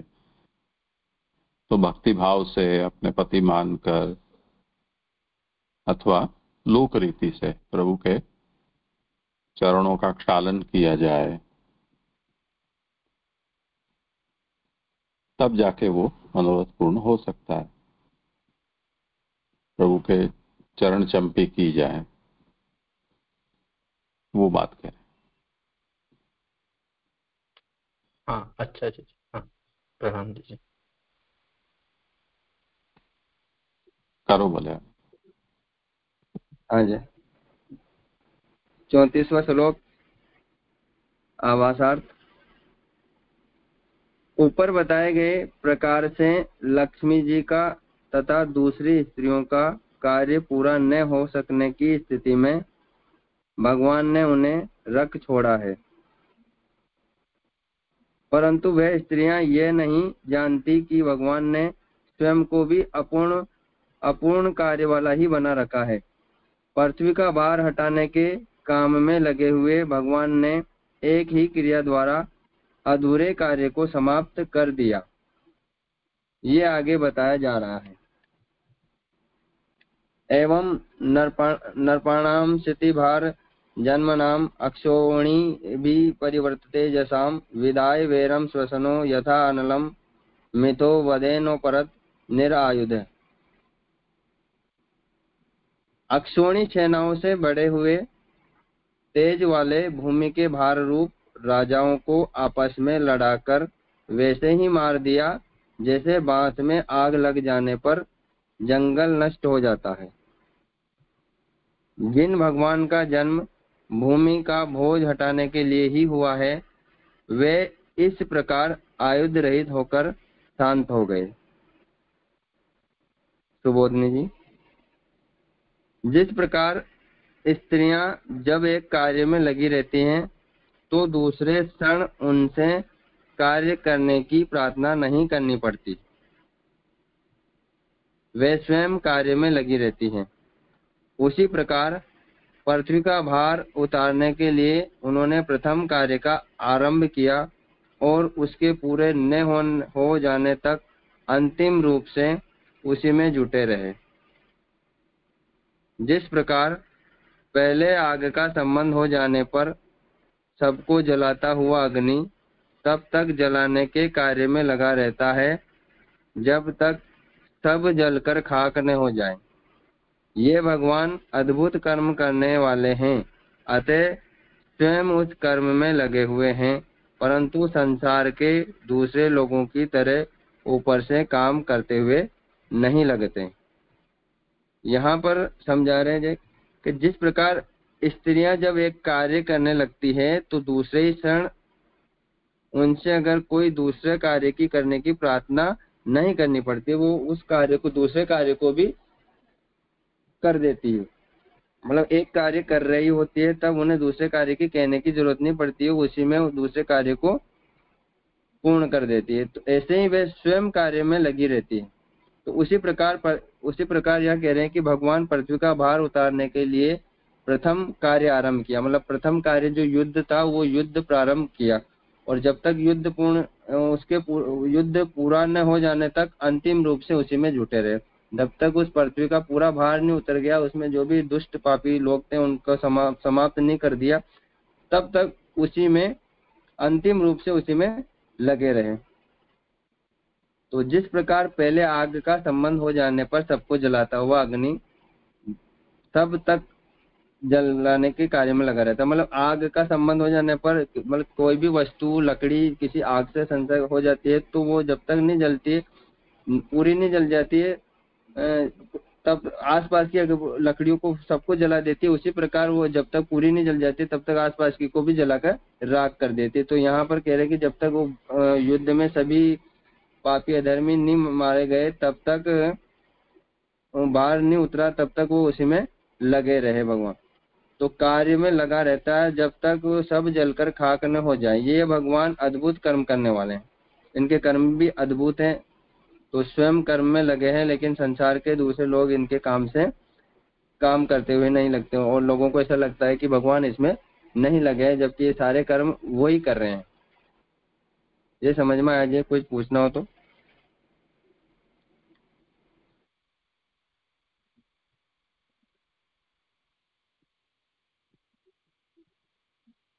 आगे करूँ जी? हाँ करो। पृथ्वी पर बोझा बनने के लिए ही जिन राजाओं ने जन्म लिया है, पृथ्वी पर बोझ बनने के लिए ही जिन राजाओं ने जन्म लिया है, या यूं कहे कि पृथ्वी पर किसी भी प्रकार से भार उत्पन्न करना ही जिनका कार्य है, और अक्षोणी सेनाओं से घिरे रहने के कारण जिनका तेज और भी अधिक मात्रा में अथवा दुगने रूप में बढ़ा हुआ है। ऐसे भार रूप और बढ़े हुए तेज से युक्त राजाओं के बीच में भगवान का क्या कार्य है? यहाँ पर कह रहे कि पृथ्वी पर जो बोझ बढ़ाने वाले जो राजा है, पृथ्वी पर भार बढ़ा रहे अधर्म के द्वारा, तो वो राजा पृथ्वी पर किस प्रकार से वो भार को उत्पन्न कर रहे हैं? तो उन अक्षोणी सेनाओं के द्वारा भी गिरे हुए हैं, उनका बहुत अधिक तेज है, अधिक मात्रा में अथवा दुगने रूप में उनका तेज बढ़ा हुआ। तो ऐसे भार रूप बढ़े हुए तेज से युक्त राजाओं के बीच में भगवान का क्या कार्य है? तो इसका उत्तर देते हुए कहते हैं कि भगवान ने उन भार रूप राजाओं में परस्पर शत्रुता की भावना पैदा कर दी। वह वेर कोई साधारण वेर नहीं था, उसका सामर्थ्य अग्नि की दाहक शक्ति के समान था। आग जब जलाने का काम प्रारंभ करती है तो हवा केवल निमित्त रूप से उसमें सहायक होती है, बाकी तो जलाने का वास्तविक कार्य अग्नि का ही है। तो वह बांसों की आपस की रगड़ से ही पैदा होती है और उस बांस के जंगल को ही जला डालती है। तो यहाँ पर समझा रहे हैं कि ऐसे भार रूप और बढ़े हुए तेज युक्त राजाओं के बीच में भगवान का क्या कार्य है? तो यहाँ पर बता रहे हैं कि उनका, इसका उत्तर देते हुए कहते हैं कि भगवान ने उन भार रूप राजाओं में आपस में शत्रुता पैदा कर दी, उनके अंदर शत्रुता की भावना पैदा कर दी एक दूसरे के प्रति, और एक दूसरे में इतना वेर भर गया कि वो साधारण वेर नहीं था, वो उसका सामर्थ्य अग्नि की दाहक शक्ति के समान था। उनका वेर एक अग्नि के समान हो गया जो आपस में एक दूसरे को जला के खाक कर सकते हैं। तो आग जब जलाने का काम प्रारंभ करती है तो हवा केवल निमित्त रूप उसमें सहायक होती है। तो जब वो आपस में भार वाले जो राजा थे उनमें जब वेर उत्पन्न हो गया तो भगवान सिर्फ हवा के समान उनका काम करे, मतलब उनमें वेर बढ़ाने के बाद हवा जैसे अग्नि को और ज्यादा प्रज्वलित करती है, तो भगवान उनमें और वेर बढ़ा करके उनकी आग को और ज्यादा प्रज्वलित कर रहे हैं। तो बांसों की आपसी रगड़ से ही पैदा होती है। तो जैसे वे दो बार वाले बड़े बड़े जो राजा हैं, अक्षोणी सेनाओं वाले हैं, वो आपस में एक दूसरे से इतने भयंकर लड़ रहे हैं कि उनमें जैसे बांस एक दूसरे से रगड़ करके उनमें अग्नि पैदा हो जाती है और वही अग्नि वापस उस बांस वाले पूरे जंगल को जलाकर खाक कर देती है, तो उस डालती है। तो इस प्रकार भगवान ने भी उनमें फूट डालकर आपस में लड़ा कर मार दिया। तो युद्ध में एक दूसरे राजाओं को आपस में फूट डाल करके भगवान ने भी लड़ा कर मार दिया। जब तक पृथ्वी का भार रूप राजा जीवित रहे तब तक भगवान को विश्राम नहीं मिला। तो यहाँ पर कह रहे कि जो कोई भी एक दो राजा भी अगर भार रूप पृथ्वी पर जीवित रहे तो भगवान को विश्राम नहीं मिला। भगवान ने उन्हें भी ढूंढ कर एक दूसरे में वैर उत्पन्न कराकर उनका नाश करवा दिया। तो भगवान ने जब तक विश्राम नहीं किया, तो ये अद्भुत कर्म यहाँ बता रहे हैं। तो अग्नि के लिए जिस प्रकार लकड़ियां आयुध रूप है, इस प्रकार युद्ध में एक राजा दूसरे राजाओं को मारने के लिए भगवान का हथियार रूप था। तो जिस प्रकार से लकड़ियां आग में अस्त्र का काम अस्त्र शस्त्र होती है, जिस प्रकार से वो लकड़ियों को बिना आग नहीं लग सकती है, उसी प्रकार से एक दूसरे राजा महाराजाओं में जो वेर उत्पन्न हुआ था, वो वेर ही एक दूसरे का वेर ही भगवान का हथियार था, आयुध था। और जब वो राजा महाराजा समाप्त हो गए, मतलब उनका हथियार वही राजा महाराजा का वेर था। जब सब राजा मर गए तब भगवान बिना आयुध वाले हो गए। सबका संहार करने वाले भगवान अद्भुत पराक्रम वाले हैं, उनका सब काम समाप्त हुआ। तो यहाँ पर ये कह रहे कि जब वो सारे भार वाले राजा मर गए तो भगवान के पास भी आयुध बिना आयुध वाले हो गए, मतलब उनके अस्त्र शस्त्र भी उनके पास नहीं रहे अब, क्योंकि जो अस्त्र शस्त्र तो उनके वो राजा महाराजा को वेर ही था, जो वो ही समाप्त हो गया, तो अब वो भी उनके पास भी कुछ नहीं रहा।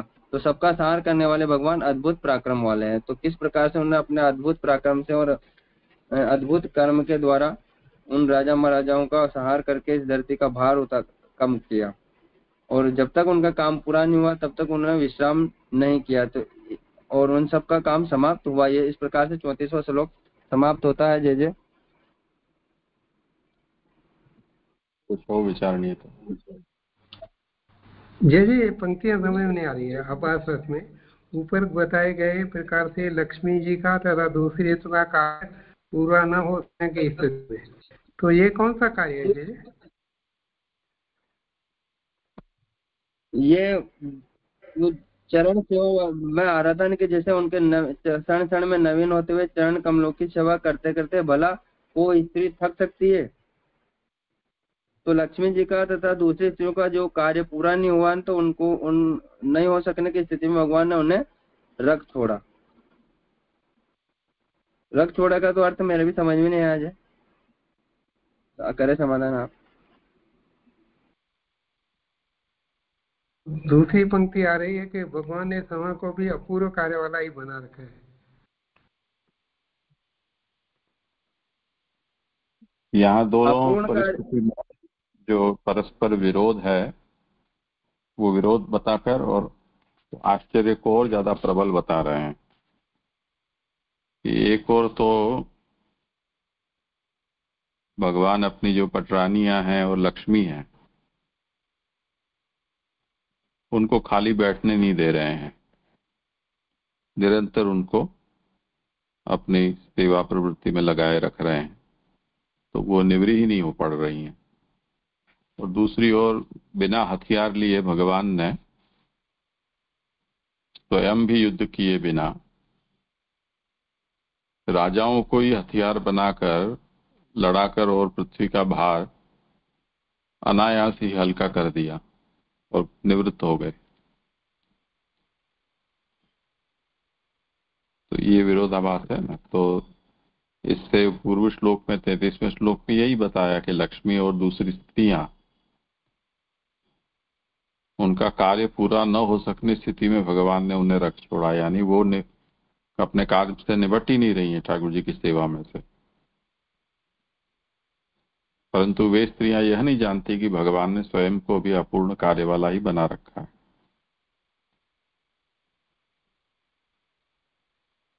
तो वो कैसे कि पृथ्वी का भार हटाने के काम में लगे हुए भगवान ने एक ही क्रिया द्वारा अधूरे कार्य को समाप्त कर दिया। वो एक क्रिया क्या, निहत्थे होते हुए भी राजाओं को आपस में लड़ा कर और भूभार का हरण कर लिया।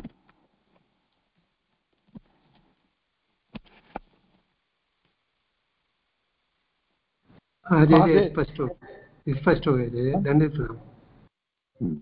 हाँ जय दंडवत प्रणाम। जैसे सारे प्रकरण में ये बात देखें तो एक बात निकल के आ रही है जी कि ठाकुर जी डायरेक्ट तो युद्ध में इंटरफेयर किया नहीं, तो अपन ये माने कि नहीं जैसे शकुन जैसा काम किया वो लड़ाने का, ये तो किया नहीं। आप युद्ध में तो प्रवेश कर गए और युद्ध का जो कारण बना वो भी उसमें ठाकुर जी को निमित्त माने। ऐसे कैसे माने कि भाई ठाकुर जी इसमें निमित्त बने? ठाकुर जी ने डायरेक्ट इंटरफेयर किया नहीं, वो तो आपस में उनकी स्थिति ऐसी बनी, तो इसको किस प्रकार समझे? यहाँ ये बता रहे हैं कि हवा जैसे केवल आग को बढ़ाने का काम करती है, तो यहाँ पर ठाकुर जी ने भी उन राजाओं में वेर बढ़ाया और वेर बढ़ाने की वजह से वो निमित्त हो गए, और वेर बढ़ने से एक दूसरे राजा आपस में लड़े। अक्षोणी सेनाओं से उनका तेज भी बहुत था, फिर भी ठाकुर जी उनके बीच में क्यों पधारे? तो ये बता रहे हैं कि जिनका तेज और भी अधिक मात्रा में अथवा दुगने रूप में बढ़ा, ऐसे भार रूप और बढ़े हुए तेज युक्त राजाओं के बीच में भगवान का क्या कार्य है? तो इसका उत्तर देते हुए कहते हैं कि भगवान उन भार रूप राजाओं में परस्पर शत्रुता की भावना पैदा कर दी, और वे वेर कोई साधारण वेर नहीं था, उसका सामर्थ्य अग्नि की दाहक शक्ति के समान था। आग जब जलाने का काम प्रारंभ करती है तो केवल हवा केवल निमित्त रूप उसमें सहायक होती है। तो यहाँ पर ठाकुर जी सहायक बन रहे वेर बढ़ाने में, मेरे ऐसे समझ में आ रहा है। नहीं, आप कह रहे हैं वो बात ठीक है, लेकिन अपन इसलिए महाभारत को महाभारत के रूप में ही देखें। ठाकुर जी महाभारत में पधारे और निहत्थे पधारे, तो महाभारत की जो भूमिका बनी वो तो ठाकुर जी के पूर्व से ही बन चुकी थी। तो उसमें ठाकुर जी आपस में उनमें बैर बढ़ा रहे हैं, ये किस रूप में देखा जाए? मेरा प्रश्न ये है। तो ठाकुर जी ने ही बैर बढ़ाया। यूं तो ठाकुर जी के जैसे ठाकुर जी प्रकट विराज रहे हैं, ठीक है, ये मान लेते हैं, अंतर्यामी से आपने प्रेरणा करके ही ये सारा काम किया। ठाकुर जी के परोक्ष में भी तो ये कार्य चलता रहता है, तो उसको भी अपन ऐसे मान सकते हैं ठाकुर जी बैर करवा रहे हैं और ठाकुर जी उनको मरवा रहे हैं आपस में। मेरा पृथ्वी पर जो पृथ्वी पर जो बोझ बनने वाले राजाओं थे उनमें निमित्त बने वो बैर बढ़ाने के लिए, ये समझ में आया मेरे। हाँ, तो वही तो मैं पूछ रहा हूँ कि वो निमित्त कहाँ बनी? ठाकुर जी ने वहां इंटरफेयर कहाँ किया? इधर आग लगाई हो या उधर आग लगाई हो, वो पूछ रहा हूँ मैं। तो डायरेक्ट में तो ठाकुर जी को कहीं भी रोल नहीं है। ठाकुर जी तो उल्टा संधि कराने को और गए, तो भले उन्होंने उनमें उसका आंतरिक कारण बचा लिया हो कि भाई ये संधि हो ही ना, लेकिन संधि से पूर्व जो स्थिति बनी उसमें ठाकुर जी का रोल कहाँ है? मेरा प्रश्न ये है। ये मेरे भी समझ में नहीं आ रहा, जय जय करेंगे समाधान जय। हाँ, और किसी को इस में कुछ कहना हो तो।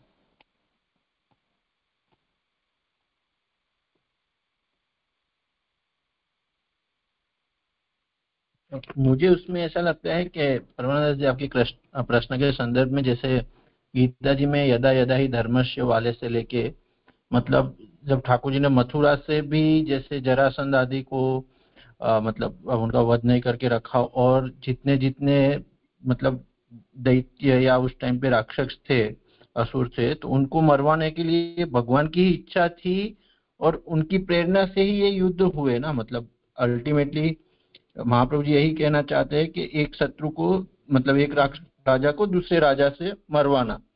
तो भगवान ने महाभारत के युद्ध में भी जैसे अस्त्र धारण नहीं किया, लेकिन जितना भी हम देखें तो सिर्फ ठाकुर जी की ही सब हम बोले कि योजनाएं थी जिसकी वजह से ये सब हुआ।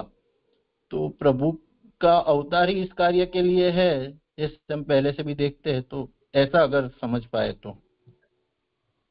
नहीं, आपने यदा यदा धर्मस्थ से लगाया तो ये वो बात तो है ही नहीं है। तो यदा यदा धर्मस्थ तब आएगा जब वो अधर्मी राजा पृथ्वी पर भार रूप हो जाए, तो तब भगवान अवतार लेकर पधारे, ये भाए। लेकिन यहाँ एक्चुअली सेना माने यहाँ तो सीधा निर्देश सा लग रहा है कि जैसे एक्चुअली सेना महाभारत में सारी जुटी और उनको आपने मरवा दिया, तो उसका कारण तो वो नहीं बने डायरेक्ट में।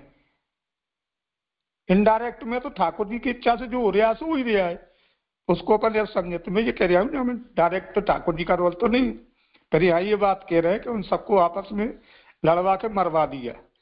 तो ऐसा लग रहा है जैसे ठाकुर जी ने उसमें रोल निभाया हो लड़वाने में।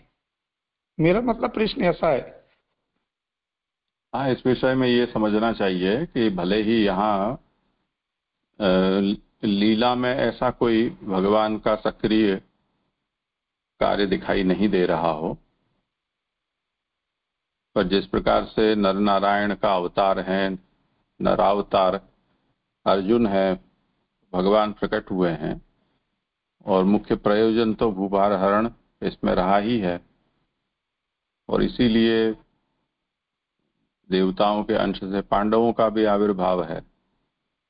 जिस प्रकार से दुर्योधन आदि हैं वो असुर के पक्षधर हैं, पांडव हैं वो देवताओं के पक्षधर हैं। वो भगवान के अवतार कार्य को संपन्न करने के लिए भगवान की इच्छा से ही प्रकट हुए हैं। तो ये सब पूरा प्रसंग महाभारत के अंत में जब सब लोग अपनी अपनी बड़ाई हाँक रहे थे कि मैंने ये किया, मैंने ऐसा किया, मैंने वैसा किया, तब फिर जो बर्बरीक था उसको ये पूछा गया जाकर, जो इसका दृष्टा था, जिसकी बलि चढ़ाई गई थी सबसे प्रथम, खाटू श्याम जी के रूप में जिसकी राजस्थान में पूजा होती है,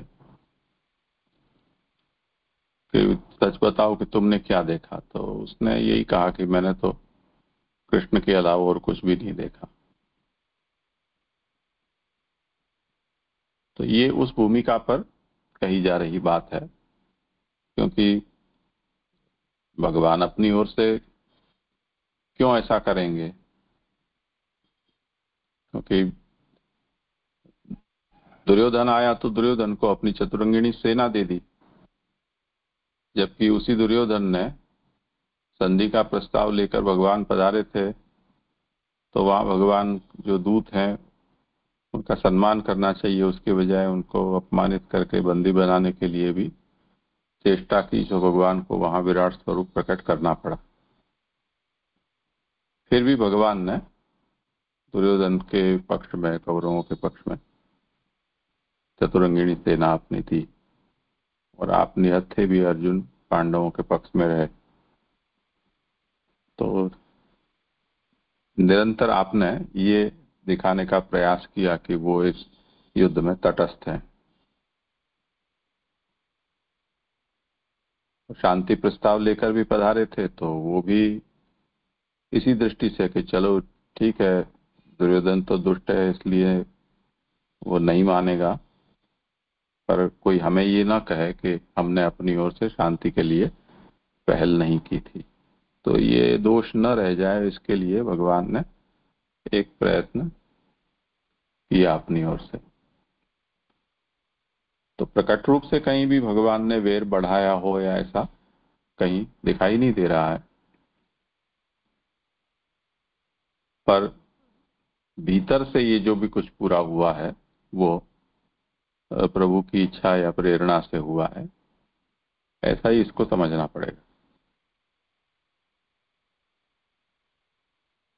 ठीक है जी, धन्यवाद, प्रणाम। वैसे मुझे वो आपकी कृपा से आजकल 16 ग्रंथ चल रहा है, उसमें जो संन्यास निर्णय में आखिरी में महाप्रभु जी ने बहुत सुंदर बात कही कि यज्ञ पत्नियों को ठाकुर जी को जो दान नहीं देना था तो उनको मोह उत्पन्न कर दिया, और ब्रज भक्तों को दान देना था तो उनको मोह उत्पन्न नहीं किया, मुख्य फल प्रदान कर दिया। आखिरकार तो उनके ऊपर ही सब कुछ डिपेंड करता है, वो जो चाहे सो करे, तो जीव क्या करे। जय धन्यवाद, प्रणाम। दुर्योधन का भी ये प्रसिद्ध वचन है ना, जाना में धर्मम नच में प्रवृत्ति, जाना में धर्मम नच में निवृत्ति, केनापि देवेन हृदय स्थितेन यथा नियुक्तोस्मि तथा करोमि। तो इस बात को वो भी समझ रहा है, समझते हुए भी वो धर्माचरण नहीं कर पा रहा है। तो इसी दृष्टि से इसको भी समझना चाहिए कि ये भी जो कुछ भी कराया गया है वो भगवान के द्वारा है, अंतर्यामी रूप से ही समझ लो।